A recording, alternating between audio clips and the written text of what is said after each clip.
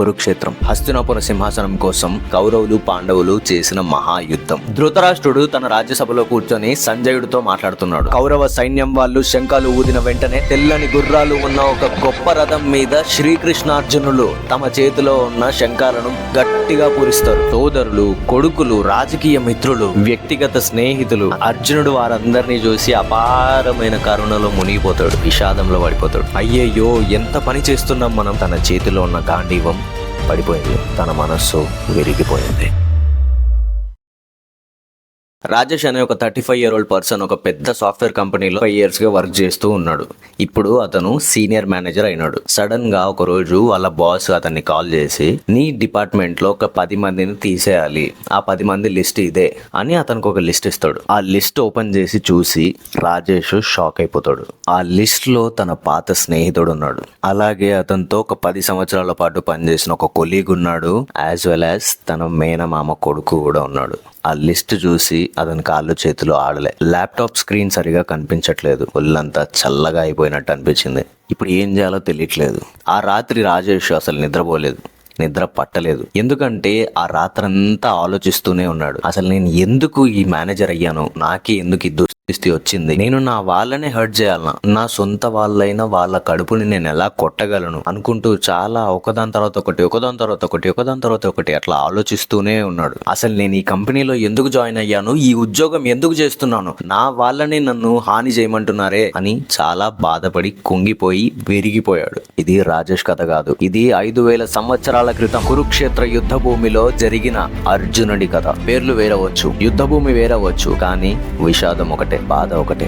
మన వాళ్ళకి హాని చేయాల్సి వచ్చినప్పుడు మనిషి ఎలా విరిగిపోతాడు, తన మనసు ఎలా చెలించిపోతుంది అని చెప్పే అర్జున విషాద యోగం ఈ రోజు మనం చదవబోతున్నాం. This is Vamsikrishna, welcome to my channel. ఈ భగవద్గీత సిరీస్ ని శ్రీ గణపతి సచ్చిదానంద స్వామి వారు రాసిన శ్రీమద్ భగవద్గీత సరళ సంగ్రహ సహితం నుంచి ఎక్స్ట్రాక్ట్ చేసి వాటిని ఒక్కొక్క ఎపిసోడ్ లో ఒక్కొక్కటి లైఫ్ లెసన్స్ కి వాటిని ఎట్లాగా కనెక్ట్ చేసుకోవాలి అని అన్నది ఈ సిరీస్ లో నేను ఒక స్టోరీ టెల్లింగ్ లాగా ఎక్స్ప్లెయిన్ చేసుకుంటూ వెళ్తాను. ఈ సిరీస్ లో ఫస్ట్ ఎపిసోడ్ అయిన అర్జున విషాద యోగం స్టార్ట్ చేద్దాం. కురుక్షేత్రం. హస్తినాపుర సింహాసనం కోసం కౌరవులు పాండవులు చేసిన మహాయుద్ధం. ఒకే వంశంలో పుట్టిన వాళ్ళు, ఒకే గురువు దగ్గర చదువుకున్న వాళ్ళు, ఒకే భూమిపై ఆడుకున్న వాళ్ళు ఈరోజు ఎదురెదురుగా యుద్ధం చేయడానికి నిలబడ్డారు. ధృతరాష్ట్రుడు తన రాజ్యసభలో కూర్చొని సంజయుడితో మాట్లాడుతున్నాడు. అతనికి కళ్ళు లేవు. సంజయుడు దివ్య దృష్టితో ధర్మక్షేత్రమైన కురుక్షేత్ర యుద్ధ భూమిలో ఏమేం జరుగుతుందో ధృతరాష్ట్రుడికి అంతా వివరిస్తున్నాడు. ధృతరాష్ట్రుడు సంజయుడితో ఇలా అంటాడు. ధర్మక్షేత్రే కురుక్షేత్రే సామవేతాయుయుత్సవ మామకా పాండవశ్చైవ కిమకుర్వత సంజయ. ధృతరాష్ట్రుడు సంజయుడితో ధర్మభూమి అయిన కురుక్షేత్ర భూమి మీద నిలబడిన నా వాళ్ళు పాండవులు కలిసి ఏం చేస్తున్నారు అని అడుగుతాడు. అక్కడి నుంచే మన గీత మొదలవుతుంది. అప్పుడు ధృతరాష్ట్రుడు అడిగిన క్వశ్చన్ కి సంజయుడు ఇట్లా ఆన్సర్ ఇస్తాడు. దుర్యోధనుడు పాండవ సేనను చూసి తన గురువైన ద్రోణాచార్యుడి దగ్గరికి వెళ్లి 2 సేనల బలాన్ని గురించి దుర్యోధనుడు ద్రోణాచార్యుడికి ఎక్స్ప్లెయిన్ చేస్తున్నాడు. ఆ తర్వాత వెంటనే భీష్మ పితామహుడు కౌరవ సైన్యాలని శంఖాలు పూరించమని ఆదేశిస్తాడు. కౌరవులందరూ కలిసి యుద్ధ శంఖాలు పూరిస్తారు. ఇలా కౌరవ సైన్యం వాళ్ళు శంఖాలు ఊదిన వెంటనే తెల్లని గుర్రాలు ఉన్న ఒక గొప్ప రథం మీద శ్రీకృష్ణార్జునులు తమ చేతిలో ఉన్న శంఖాలను గట్టిగా పూరిస్తారు. ఆ శంఖాలు బిగ్గరగా సౌండ్ చేస్తున్నాయి. ఆ సౌండ్స్ కి పాండవ సైన్యంలో ఉన్న ఒకరొకరిగా అందరూ తమ తమ శంఖాలను పూరించడం స్టార్ట్ చేసినారు. ఈ విధంగా ఇరు పక్షాలు యుద్ధానికి సిద్ధమవుతుండగా అర్జునుడు తన గాంధీవాన్ని చేతిలోకి తీసుకొని తన ఆపోజిట్ సైన్యం వంక చూసుకుంటూ శ్రీకృష్ణుడితో ఇలా అంటాడు. ఓ కృష్ణ, నా రథాన్ని ఈ 2 సేనల మధ్యలో నిలబెట్టు. ఎందుకంటే మనకు ఆపోజిట్ గా ఎవరెవరు ఉన్నారో వాళ్ళు ఎంతంతటి మహావీరులో, నేను ఎవరితో తలపడాలో నేను ఒకసారి అంచనా వేసుకుంటాను, ఒకసారి పరిశీలించుకుంటాను అని అర్జునుడు శ్రీకృష్ణుడితో అంటాడు. అర్జునుడి మాటలు విన్న శ్రీకృష్ణుడు వెంటనే తన రథాన్ని తీసుకొని భీష్ముడు, ద్రోణాచార్యుడు అండ్ ఇంకా మిగతా ఇంపార్టెంట్ కింగ్స్ అందరూ నించున్న ఒక ప్లేస్ కి దగ్గరికి తీసుకెళ్లి తన రథాన్ని ఆపుతాడు. ఆపి శ్రీకృష్ణుడు అర్జునుడితో ఇలా అంటాడు. అర్జున, చూడు, ఇక్కడికి మనతో పాటు యుద్ధం చేయడానికి కౌరవ పక్షాదులు ఎంతమంది ఉన్నారో వాళ్ళని ఒకసారి గమనించు. దాంతో అర్జునుడు 2 సేనల వంక చూస్తాడు. అలా చూడగానే తన మొహంలో నిరాశ కనిపిస్తుంది.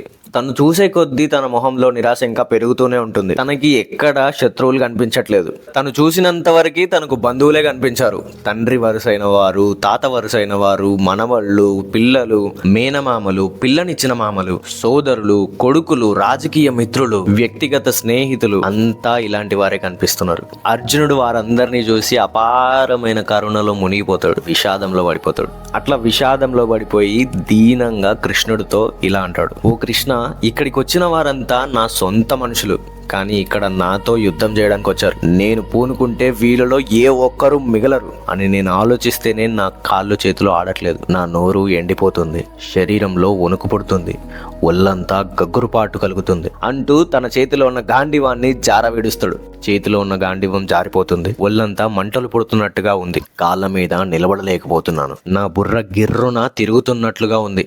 కృష్ణ, నాకు యుద్ధంలో గెలుపు అక్కర్లేదు, రాజ్యము అక్కర్లేదు, రాజ్య సుఖాలు అక్కర్లేదు. మన బంధువులందరూ పోయాక మనకి రాజ్య సుఖాలు ఎందుకు, ఈ రాజ్యాలు ఎందుకు? అసలు మనం బ్రతికి ఉండడం దేనికి?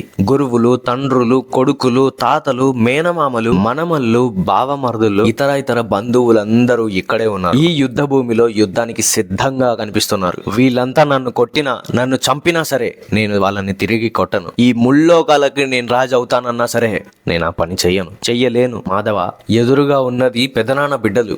వాళ్ళని చంపితే మాత్రం నాకు పాపం అంటుకోదంటావా? అయినా మన వాళ్ళని మనం ఎలా చంపుకుంటాం? చంపుకొని సుఖంగా ఎలా ఉంటాం? నిజమే, ఈ దుర్యోధనులు దురాశపరులే.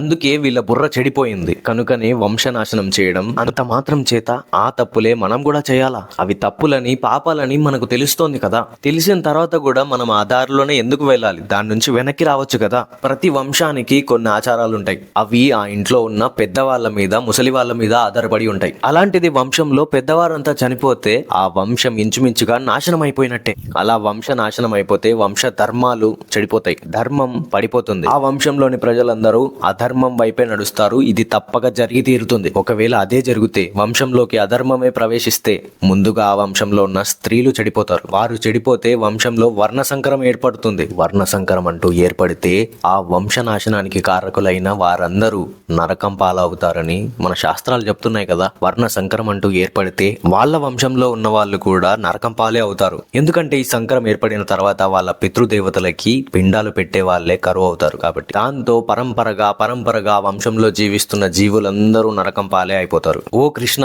వంశధర్మాలు నశించిపోయిన వంశంలో జన్మించిన జీవులందరికీ శాశ్వత నరకాలే తప్పవని మన శాస్త్రాలు చెప్తున్నాయి కదా. అయ్యయ్యో, ఎంత పని చేస్తున్నాం మనం. రాజ్య సుఖాల కోసం మన వాళ్ళనే చంపుకోవడానికి రెడీ అయ్యాం కదా. ఎంత పాపానికి ఒడిగట్టాం. నేను ఆయుధాలు వదిలేస్తా, అంతేకాదు నన్ను కొట్టేవారి మీద నేను తిరగబడను. ఈ కౌరవులందరూ వాళ్ళ సైన్యంతో నన్ను చంపేసినా సరే అది నేను ఇష్టంగానే తీసుకుంటాను. అదే నాకు ఉత్తమ క్షేమం. ఇప్పుడు నాకు అదే బెస్ట్ థింగ్ అనిపిస్తుంది. ఇలా అర్జునుడు రథంపై కూలిపోయాడు. చేతిలో ఉన్న గాంధీవం కింద పడిపోయింది. తన మనస్సు విరిగిపోయింది. అర్జునుడు తప్పు చేశాడా? లేదు. అర్జునుడు బాధపడ్డాడు. ఎందుకంటే అతడు మంచివాడు, ప్రేమించేవాడు, బాధ్యత తెలిసినవాడు. కానీ బాధపడడం తప్పు కాదు, ఆ బాధలో నిలబడిపోవడం తప్పు. మనం కూడా జీవితంలో ఇలాంటి సిచ్యువేషన్ ఫేస్ చేసి ఉంటాం. ఇష్టమైన వ్యక్తిని డిసప్పాయింట్ చేసే టైంలో, ఏదైనా హార్డెస్ట్ డెసిషన్ తీసుకునే టైంలో, ధర్మం మరియు అభిమానం మధ్యలో చిక్కుకుపోయినప్పుడు అర్జునుడి విషాదం మనకి చెప్తుంది. అర్జునుడి విషాదం మనకి ఏం చెప్తుందంటే, అర్జునుడు మహావీరుడు. వేల మంది సైనికులకైనా ఒకే ఒక్కడు నిలబడి ఆన్సర్ చెప్పగలిగే మహావీరుడు. దేవేంద్రుడిని కూడా ఆశ్చర్యపరిచిన వెలుకాడు. అలాంటి అర్జునుడు రథంపై కూలిపోయాడు. తన చేతిలో ఉన్న గాంధీవం పడిపోయింది. తన మనస్సు విరిగిపోయింది. ఈ అర్జునుడి విషాద యోగం మనకి ఏం చెప్తుంది అని అంటే, బలమైన మనిషి కూడా విరిగిపోవచ్చు, కానీ విరిగిపోవడమే శేషం కాదు. ఈ రోజు మీకు ఒక చిన్న పని చెప్తా, చేయండి. మీ జీవితంలో ఇప్పుడు ఏదైనా అర్జున విషాదం ఉంటే, ఒకవేళ ఒక పర్టికులర్ డెసిషన్ తీసుకోలేకపోతూ ఉంటే, దానిని ఒక పేపర్ మీద రాయండి. ఆ ప్రాబ్లం ని ధైర్యంగా చూడండి. ఎందుకంటే మీరు ఆ సమస్యని చూడగలిగినప్పుడే శ్రీకృష్ణుడు మాట్లాడడం మొదలవుతుంది. అర్జునుడు కూలిపోయాడు, విల్లు పడిపోయింది. మొదటి అధ్యాయం అంతటితో పూర్తవుతుంది. కానీ శ్రీకృష్ణుడు ఏమీ మాట్లాడలేదు. అర్జునుడు ఇంత మాట్లాడుతున్నా ఒక్క మాట కూడా మాట్లాడకుండా శ్రీకృష్ణుడు ఫస్ట్ టైం నోరు తెరిచి మాట్లాడాడు. ఆయన నవ్వాడా? లేదా బాధపడ్డా లేదా కోప్పడ్డా? ఆయన మాట్లాడిన ఫస్ట్ వర్డ్ విన్న తర్వాత అర్జునుడి రియాక్షన్ ఏంది అండ్ ఆయన మాట్లాడిన ఆ ఫస్ట్ మాటలు ఏంటిది అని అన్నది ఈ భగవద్గీత సిరీస్ లో నెక్స్ట్ ఎపిసోడ్ లో తెలుసుకుందాం. అండ్ ఈ వీడియో నచ్చితే మీ ఫ్రెండ్స్ అండ్ ఫ్యామిలీకి షేర్ చేయండి. ఈ వీడియోలో మీకు హైలైట్ గా నచ్చిన పార్ట్ ఏందో కింద కమెంట్ చేయండి. అలాగే మీకు మీ లైఫ్ లో జరిగిన అర్జున విషాదం లాంటి సిచ్యువేషన్ ని భగవద్గీతని చదివిన తర్వాత మీరు ఎలా దాని సిచ్యువేషన్ ని ఫేస్ చేశారు అండ్ దాని నుంచి ఎలా నేర్చుకున్నారు అన్నది కింద కమెంట్ తప్పకుండా చేయండి. ఎందుకంటే భగవద్గీత యొక్క ఇంపార్టెన్స్ ఏంటి అని మీరు ఒక 10 మందికి చెప్పిన వాళ్ళు అవుతారు. సో డెఫినెట్ గా మీరు మీ అర్జున విషాదం లాంటి సిచ్యువేషన్ ని భగవద్గీత చదివాక ట్యాకిల్ చేసిన విషయాన్ని పక్కా కింద కమెంట్ లో తెలియజేయండి. నేను కూడా సిమిలర్ సిచ్యువేషన్ ని కింద కమెంట్ చేస్తాను. So this is VK. సర్వేజన సుఖినో భవంతు.